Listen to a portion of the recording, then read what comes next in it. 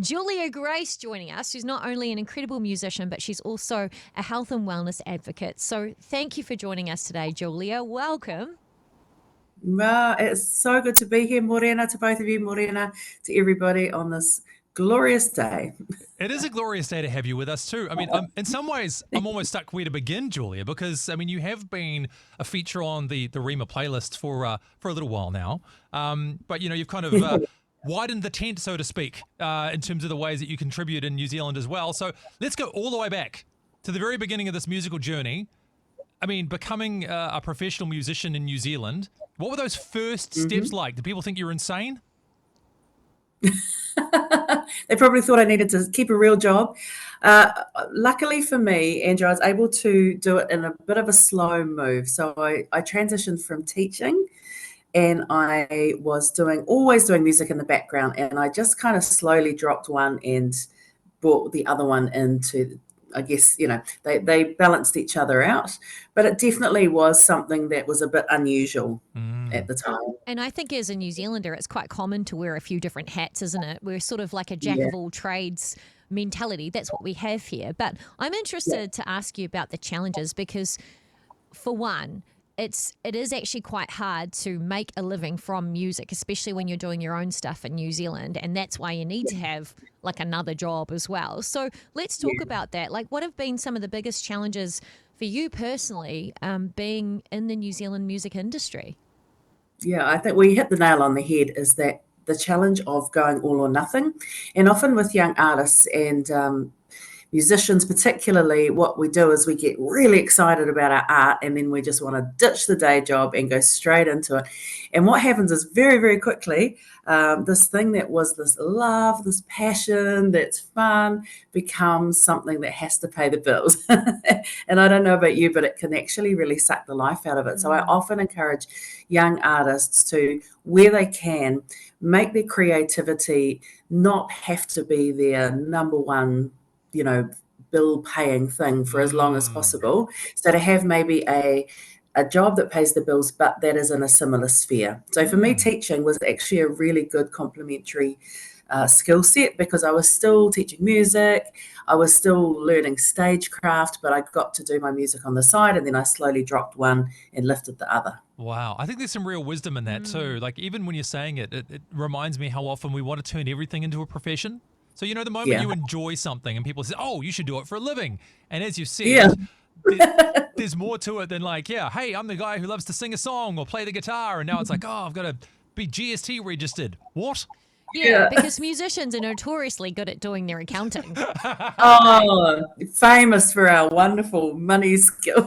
Yeah, absolutely. And that's one of the problems right there. You nailed that one, sure. And also, we've talked about this before, but like self-promotion is really difficult for a lot of creatives. And you do have to have a lot of shameless self-promotion, to actually succeed because you've got to get your name out there. I mean, that can be a real challenge too, can't it, Julia?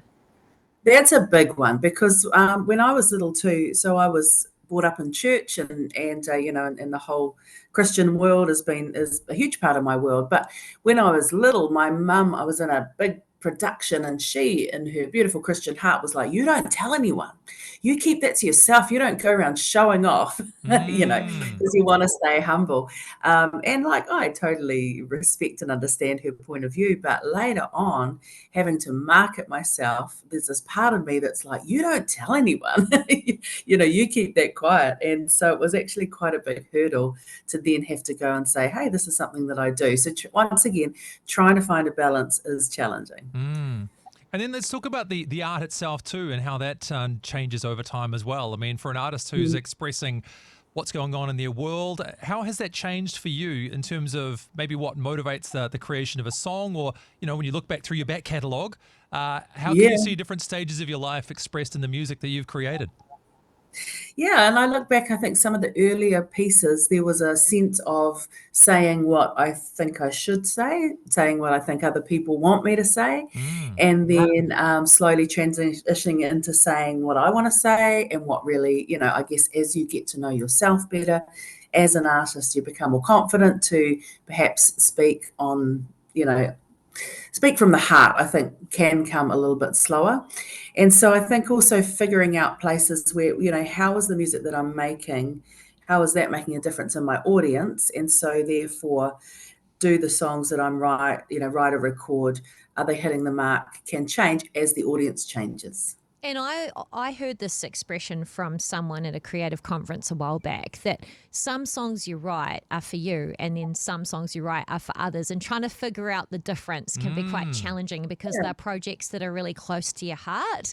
And so Yes. there's like that element of like peeling back and exposing yourself, and it can be quite, hard, and you have to be humble and have to be vulnerable. So I can imagine that there are a lot of projects that you have that maybe the world hasn't even seen that are so precious to you. And I want to talk about your favorite musical project, actually, in that light. Like, is there one particular project that you've worked on, whether or not it's out there or not, that you just really enjoyed? Yeah, so probably one that I love and was challenging was a collection of mine and my grandma's favorite hymns. So I did a collection called It Is Well. And it was a time in my life where I'd had this huge personal heartbreak, a whole lot of stuff going on in my world. And I just had agreed to go on tour Oh, wow. in about 6 months' time because I thought I'll be fine by then. Oh, wow. And in the meantime, I thought, well, I'd like to have a new project with me and new songs to sing and new things to do. So in that 6 month gap, I recorded these and I was like, what do I put on here? And at the time, I was writing songs and absolutely nailed it. Some of the songs I was writing were for me because they were just deep in my heartbreak. So they may or may not have been released. And so I picked these hymns that were from my childhood and I rethought them and reimagined them and re-recorded them. And what I love about it was it wasn't well with my soul when I started and always a work in progress, but it certainly was a bit more well with my soul by the time I finished.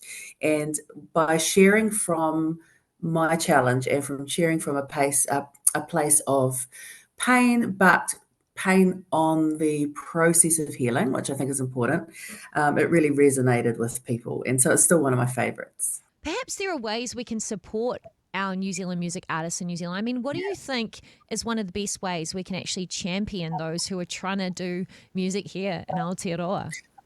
I love that word champion because I call these people champions and cheerleaders. And I reckon you can just show up for them whenever and wherever you can. So I really appreciate, I've just got this huge bunch of people that have walked with me throughout my career, different things. It's kind of like what I do, they just are there in the background going, we love you, we care for you, we're praying for you, we're cheering you on. These are the people that comment on every social media post. These are people that come along to events. These are people who go, hey, we've got an event that you'd be great for, let me connect you in. They're people that put their praise into practice and they actually get out there and do stuff. They purchase albums, they buy merch, and it just every time they think, oh, people say, oh gosh, that was great. I'm sure lots of people tell you. I'm like, I appreciate it every time because it's a long, hard road. I think that can be said for anything, right? If you're thinking good things about a person, you should definitely say them, because how 100%. often do we not actually Yeah. be bold enough to say that? Because I don't know, maybe we think, oh, they already know it, or they'll think I'm being weird. It's like, no, say those things. And actually showing up. You mentioned something about showing up to gigs, like the importance of actually physically walking the walk. So saying you're going to go to something, but then actually showing up, that's really important too, right? Absolutely. Was it Yoda that said there is no try, just do, or something like that? I'm going to Yeah. try and be there. Don't try and be there, just be there. Yeah. Get in the car and be there. Like, turn up, be that physical person in the audience.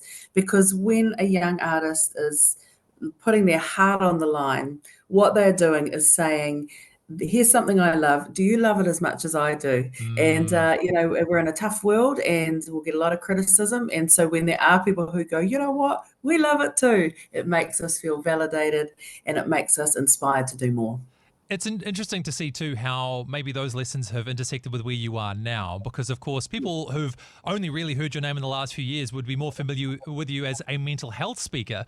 But I can Yeah. understand how experiences from being a musician would have shown you about the vulnerability and dealing with these kind of emotions. So tell us about how that part of your life came together from being a musician to now a mental health speaker, traveling around New Zealand, nay the world. What's that journey been like? Yeah.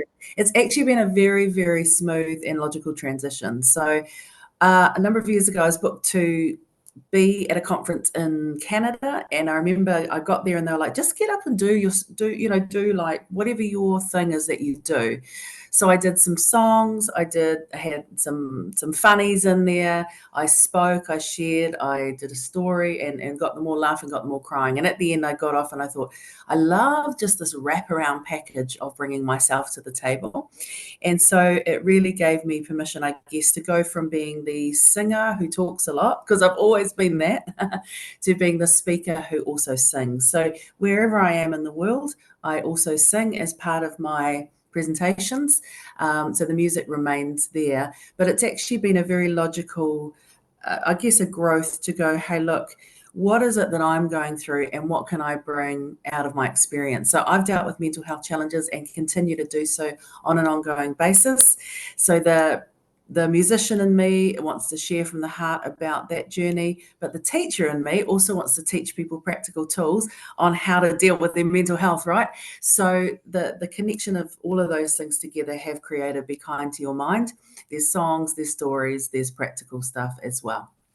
And I guess it goes to show that we, as creative beings made by a creative God, have many different facets and colours Yes. to our personality. And what would you say to someone who's kind of struggling with that? Because I guess there's an impression in this world that we need to fit in one box and like be really good at one thing. What would you say to someone who's kind of grappling with that? I'd say it's better to be good at lots of things, because I think sometimes we feel like if we don't get an entire career out of one part of what we do, then we're a Mm, failure. Like if, mm. if we do a creative enterprise, if you're an artist, but you can't make an entire living out of your art, oh, well, you're not a very good artist. You've failed. But actually, what you're doing is diversifying. And you may actually be looking after your health and well-being by having your skills spread a little bit more around the place so that you can get joy from this and joy from that. And so actually understanding that when we attempt something, it's not what the end result is, it's actually the process out of which we get a lot of the joy. And Mm. people still love to be part of that process. So whether you're writing songs and they go onto a studio album or they go onto YouTube, or whether you sing them to a friend sitting across from you in the lounge, there is joy and there is merit and value in all of those creative things. And just continuing to show up and do the thing that you know to do is going to not only bring you joy, but it's going to help and bring joy and blessings to others as well. Oh, Julia, I'm sure there's many musos or just people in all walks of life who are blessed by that. So thank you for making some time for us this morning. And as we said, you're in Christchurch right now as part of Yeah. your wider speaking work too. So look, if people want to follow along with what you're doing or be involved in this right now, what's the best way for Yeah. them to do that? Just the good old social media, always there on Facebook, Instagram, LinkedIn, TikTok. And then just following it on my website. I just really appreciate it when people come on the journey. And if anybody hears or contacts with what I do and thinks, man, we would love to have her come and speak in our community, speak in our church, come and share all of those things, I guarantee I'll bring my pink guitar. We will have a good time. We'll have some music in there as well. Would absolutely love to visit your neck of the woods. Well, thank you so much, Julia, for joining us today. We've really appreciated the kōrero. And if you would like to find out what Julia Grace is up to, head to her website, juliagrace.co.nz. Amazing. I hope you enjoyed that as much as we did. Yeah, don't forget to like and subscribe and turn your notifications on so you don't miss the next video. We'll see you in the next one.